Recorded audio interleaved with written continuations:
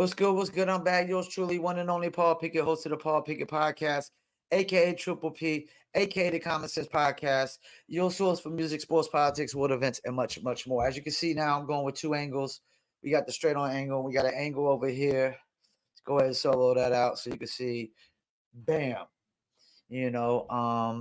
Today I'm going to react to tent cities in Chicago, and of course, Mayor Brandon Johnson's doubled down. Lori Lightfoot was looking like a way better mayor than he has. Before we get into that, though, I'm going to give you a word from promopals.biz.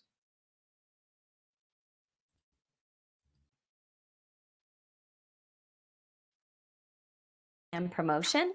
Then look no further than Promo Palace LLC, your one-stop shop for all music promotion services.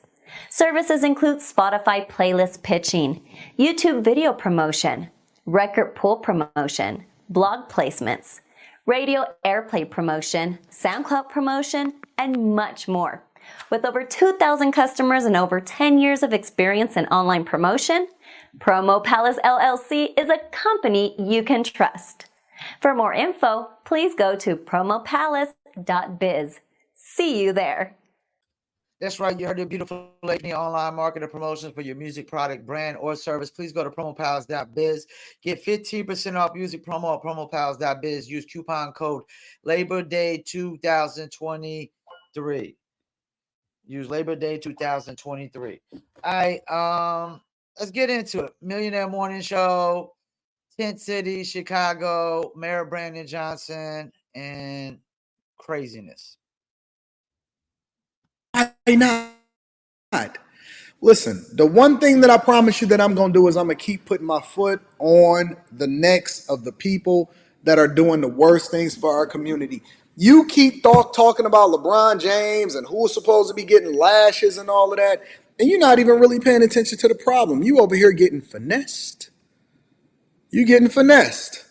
What's good? What's good, Baltimore Banks? I appreciate you. Thank you for holding me down, my friend. Let's see what's happening over in Chicago, shall we? This weekend, more migrants have moved into the Parthenon Guest House on South Halsted in Greektown.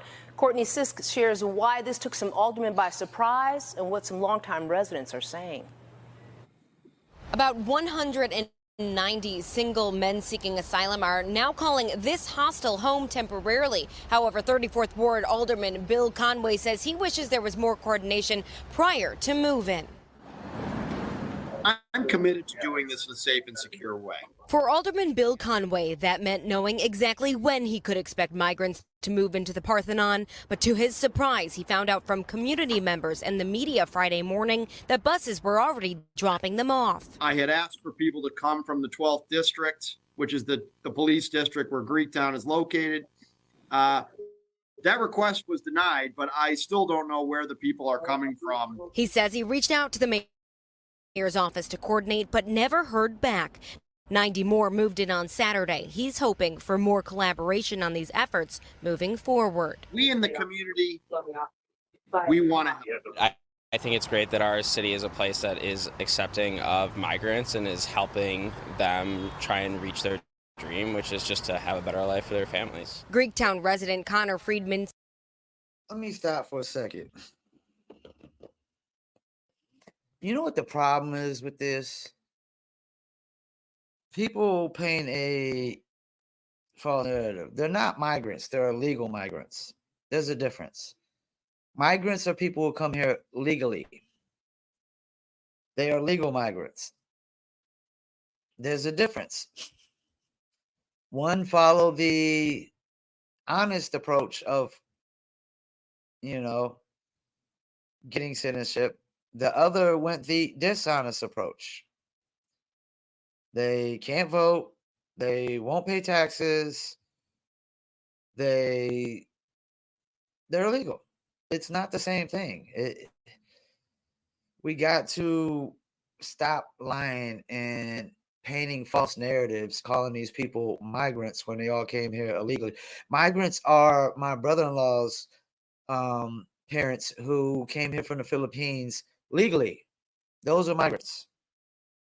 These are illegal migrants. It's different.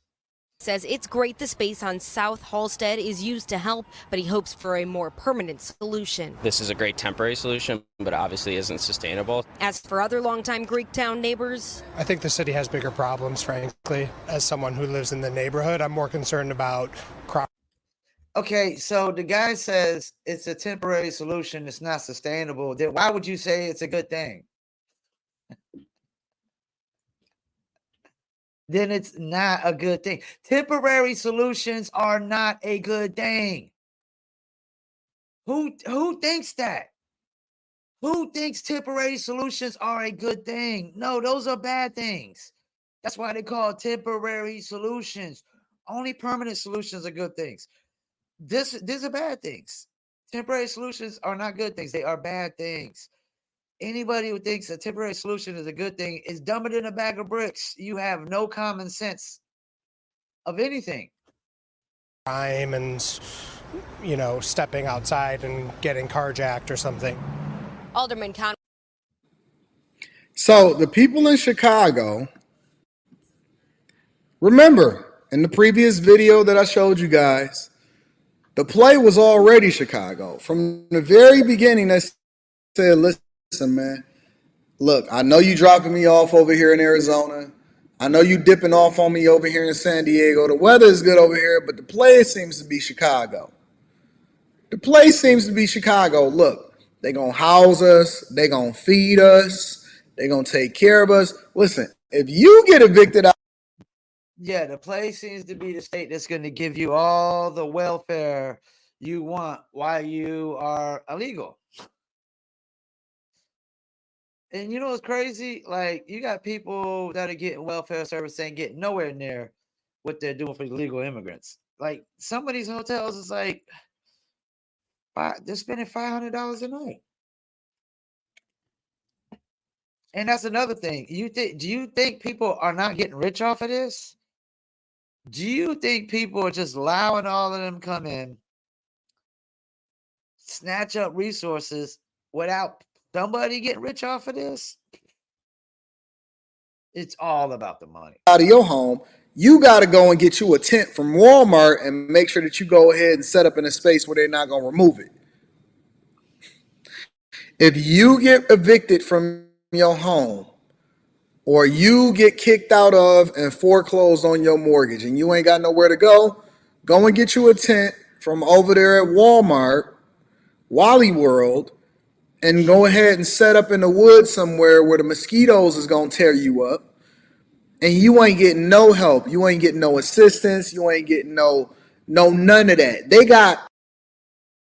Yeah, so if you're born in America, work hard, shit goes wrong, you got to go buy a tent and just live out in the woods or wherever. But if you're a legal immigrant, oh man, they're giving them motherfuckers PlayStations and Xboxes and shit. And it's not even just about money either. It's about votes. It's about votes. It's about all these Democrats, virtue signaling, hey, we helped bring you in here. And actually you didn't. Actually, you didn't help until they got bussed all the way to Chicago.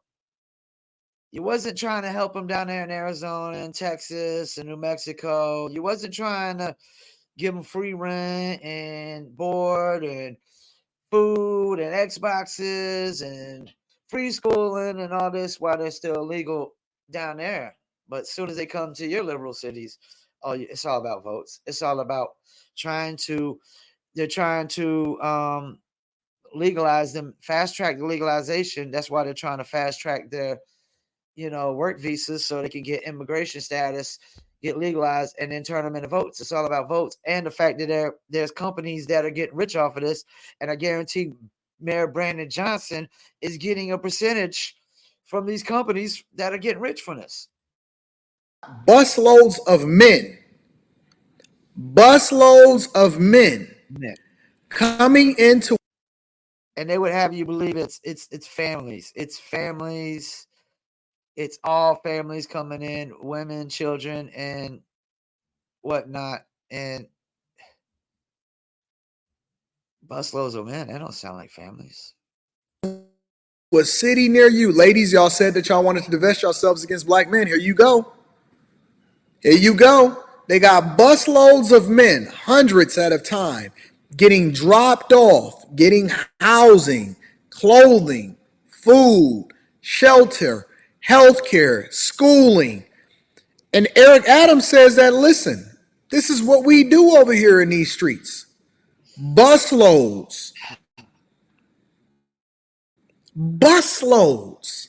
Happening as though Chicago doesn't have already a $584 million budget deficit that ballooned roughly $500 million for what was projected to be just an $83 million budget deficit when Lori Lightfoot was in office.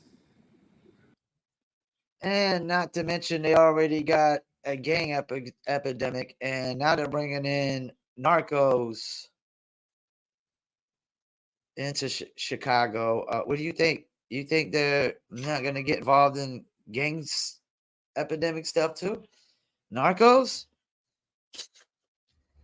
I wouldn't be surprised if they try to fully take over Chicago. Because that's the thing. Like, on the other side of the border, the narcos own the border. They own and control the border. Anybody who thinks the Mexican government controls the border on the Mexican side, well, they're dumbing in a bag of bricks. They're dumbing in a bag of bricks. They ain't had no common sense, common knowledge. Mexican government don't run shit because they're in bed with the narcos at this point. Narcos are making more money than the Mexican government will ever make.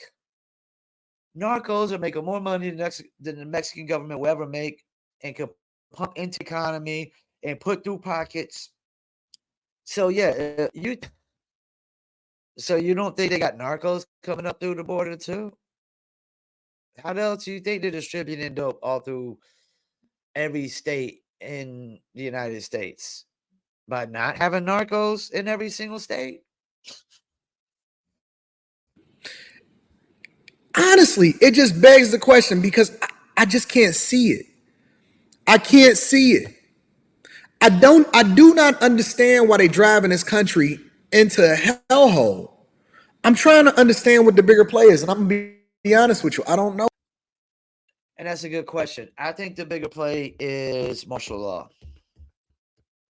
which is the final goal, which is the end goal for these elites that want to control the world. Is the only way they're going to be able to do it is under martial law. You think they're just going to be able to take away the First or the Second Amendments in America without implement martial law? That ain't going to work. That's civil war. And they don't want another civil war. Or do they? I don't know. Or do they? But I'm with him. Like, what is the ultimate goal? Because this is the thing. All this shit that they're doing doesn't really align with the plan of the elites to me. Like, this doesn't lead to total control. You know, this division doesn't lead to total control. It just, to me, it just leads to more division, more chaos. You know, you got people shooting people over curly fries and hot Cheetos nowadays. Like, it's getting really mean in these streets. And then you see on here, Cash Bell ends the day. So one of the most gangster, crime-infested cities that has more shootings, more random people getting hit with strays, and more people get killed with gang violence than probably any other city. They decide, hey, Cash Bell ends today. These people, like, they want to unravel everything. And what is that? I mean, like, I'm with him, man. Like, this makes no sense. What is the ultimate goal here? To just let all this stupid, non-common sense, unsensible shit go on all at once? What the bigger play is yet. I'm trying to figure it out. And if I figured out what the bigger play is, would I even be able to say it publicly online? What is the bigger play? Why are they doing this? Why are they allowing for people to just walk into the country? Why are they allowing for no resources to be allocated towards the border and budgeting and making sure that they built these walls and that they fight the drug trafficking and they don't prevent people from just coming in. Why are they allocating billions upon billions and tens of billions of dollars, and it's going to balloon up into hundreds of billions of dollars to house and put people into these places? I don't know what the play is. I'm trying to figure it out. The most sensible thing would be votes. Votes to just try to have a, you know what I think it is? I think Democrats are starting to realize that Black America is waking up to their being bamboozled and swindled by the Democrats for so long. People have let the Democrats convince them that the political party that was predominantly made up of Confederate States Democrats, that started Jim Crow, that started the KKK, they started all these things. They're convinced that they did a 180 just because Democrats were in office during civil rights. Civil rights was going to pass no matter who was in office. Sometimes some of these things are about timing. And it was definitely long overdue for civil rights. It was going to pass more likely whoever was in office at that time.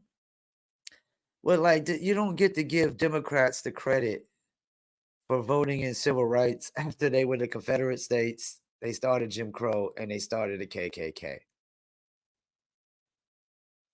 And they only did that for votes. Democrats, they act like they care about, Black people until they care about LGBTQ community a lot more. And they act like they care about the LGBTQ community until they care about Ukrainians a lot more. And then they act like they care about Ukrainians until they care about illegal immigrants, south of the border more from Venezuela and all these other. And what's crazy is Democrats are the ones pushing communism and socialism, and they act like they really care about these illegal immigrants coming from communist and socialist countries. Go figure. What a double standard. You're pushing communism and socialism, but you're the one who cares, about all these illegal immigrants. No, you just want their votes. You just want their votes. Because y'all pushing communism and socialism too. And that's the thing. That the language barriers for these illegal immigrants, that the language barriers are so off that they're not going to understand that it's actually communists and socialists acting like they're saving them from communists and socialists. That's crazy. I mean, think about that. The Democrats are communists and socialists saying that they're saving these people from communist and socialist countries. How does that work? How does a communist save a communist from another country? No, it's bullshit. It's horseshit. It's all. Malcolm X said best. Yes, both sides are dirty. There's dirt on the Republican side. There's dirt on the Democrat side. Except the Republicans are telling you and showing you who they are. And the Democrats are more deceitful and hypocritical. Malcolm X said it himself. The Democrats are more deceitful and more hypocritical, but people they believe anything, They believe anything. Let's get back in this, though. I do not know what the play is. I don't know why they continue to allow for this to happen all across the board. And then, votes and money, man. It's votes and money. On top of that, let me put a cherry on top of that cake of what's going on over in Illinois and Chicago. Let me put a cherry on that cake. You're not paying attention. It is a big day for jails across the state today, as cash bail is now a thing of the past. The so-called Safety Act officially is in effect today. CBS 2's SL resides in the newsroom with more on what that means moving forward. Illinois now the first state to make this change. Now, instead of cash bail, judges will be looking at the nature of crimes. The suspect Remember when I told y'all and I reported on this in the beginning of the year and y'all overlooked it and y'all said it wasn't a big deal and we need to go ahead and continue to rock out with what Jay-Z and Beyonce and all of them was advocating for and what Meek Mill is, because Meek Mill got unjustly jailed and all of that, and they distracted y'all with that? Remember that? Because he didn't necessarily like his female black judge that was asking for an autograph or some crap like that. And y'all said, yeah. And he ain't necessarily still following the laws of man, why he was on probation and parole and all that shit. Because anybody that says he did is lying through their fucking teeth, man. That Meek Mills was toting the line, that he was following all the fucking rules that he was supposed to follow while he was on probation and parole. We know he wasn't. Yeah, man, you know what? This looked like a good deal. Let's go ahead and protest, defund the police. Now they got the no cash system. The Safety Act is kicking in. The thing that I reported on earlier in the year that basically does away with no cash bail and all of the other stipulations that come along with it. Which is almost like another form of defund the police, because it's like, okay, so somebody does an armed robbery, you lock them up, and they could just get out, no cash bail, okay, and be right back on the streets doing it again.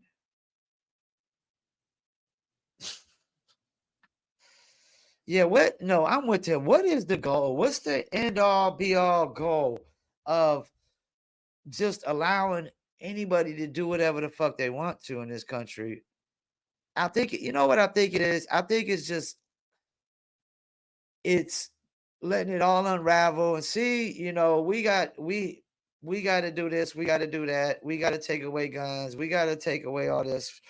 I really think it's like showing us that Sigmund Freud was correct, that most people are irrational. I agree with Sigmund Freud on that. Most people are irrational. Background and whether or not the suspect is too dangerous to be released. The change not coming without much debate and controversy, though. The Safety Act was supposed to go into effect at the beginning of the year, but things put on hold after prosecutors and sheriffs in 64 counties filed lawsuits claiming the law was unconstitutional. Then in July, the Illinois Supreme Court overturning a Kankakee judge's call and a 5-2 ruling, bringing us to today, cash bail officially a thing of the past. This morning, Cook County State's Attorney Kim Fox, joined by others. Wow, you see this. They celebrating that they're going to put out criminals back on the streets to victimize people over and over again. In front of the Leeton Criminal Courthouse, addressing the historic change. This bill, this law, was worked on in conjunction with advocates, victims' rights advocates, domestic violence advocates. Wait. Hold up. I'm confused. Who's the victims here? The criminals or the people that they're preying on? I'm confused here. Those who have been impacted by this system, who have seen people who've been able to pay their way out of jail and cause harm. And at the forefront of the movement, every single time without fail, every single time without fail, you got, if this is not a picture of what it is that we've really built in our society, I don't know. If you look at this picture right here, let's paint the picture for y'all real quickly. Black woman,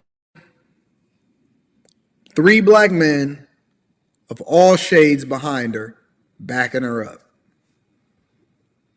Black woman aggressively pushing for, advocating for, and doing the thing that's not in the best interest of the people, with 3 black men, all different hues, all different colors, all different sizes, all different, I wouldn't call simps men, but let's keep shapes. Some got bald head, some got, a head full of hair. All of them are dressed up. All of them are backing and standing behind a black woman that is advocating for the thing that is the worst thing for you in your cities and in your country. If this is not a model, literally the face of what we're dealing with in the nation right now. Listen, I could not have planned this any better.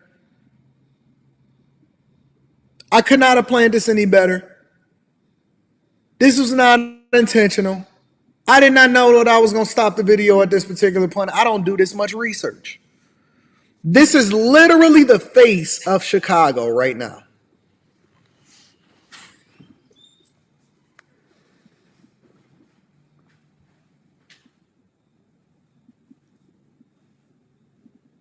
This is the face of Chicago. This is the face of your cities, in your state, in your country.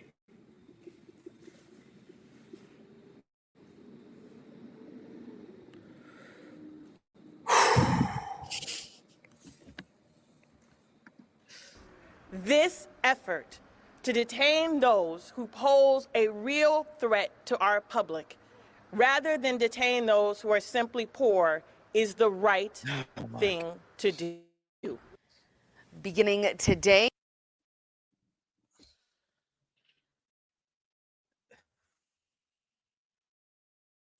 This idea that everybody that steals things only steals things because they're poor is horse shit. It's bullshit. Some people steal because they like to fucking steal. It's a rush to them. And if you're not stealing things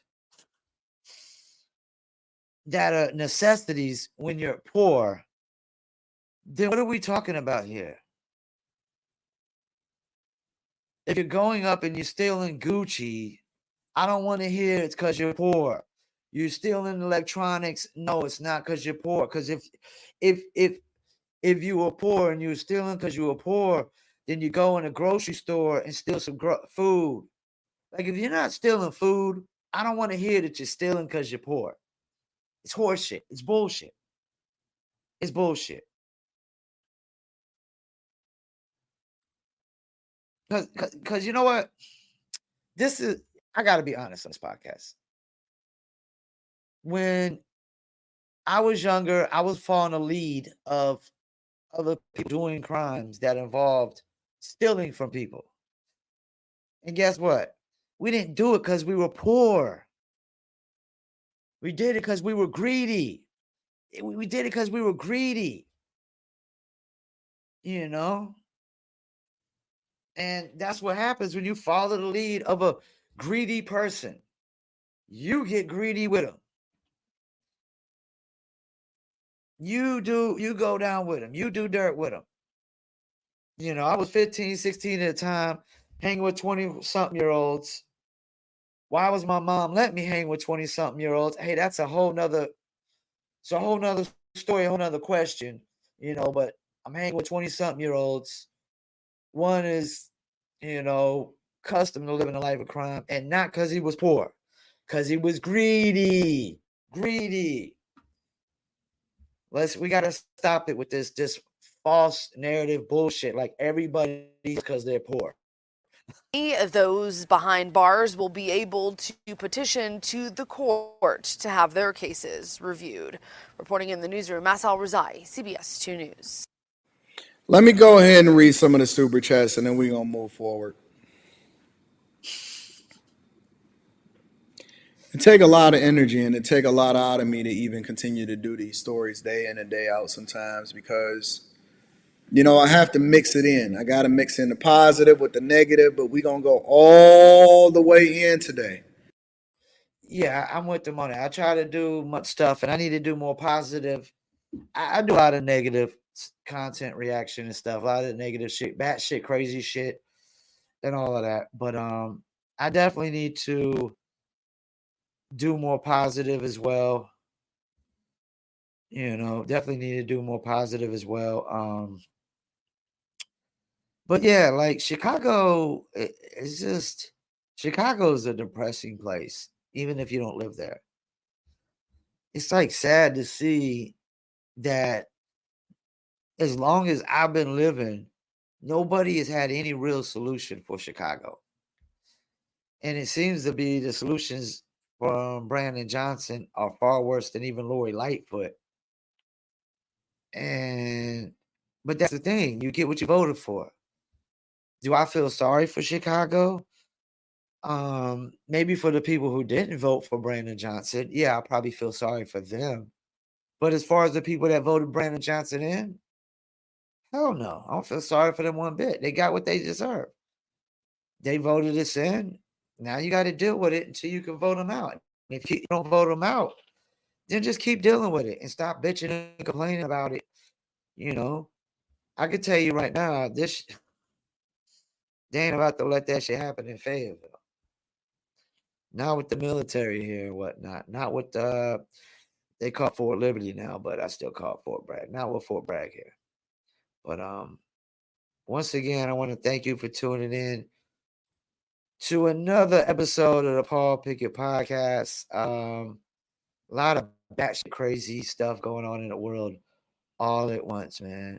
And in America all at once. And I'm with my man from the Millionaire Morning Show. Like, what's the end all be all goal for them just allowing all this craziness to go on all at once? Thank you for tuning in. Peace, and I'm out.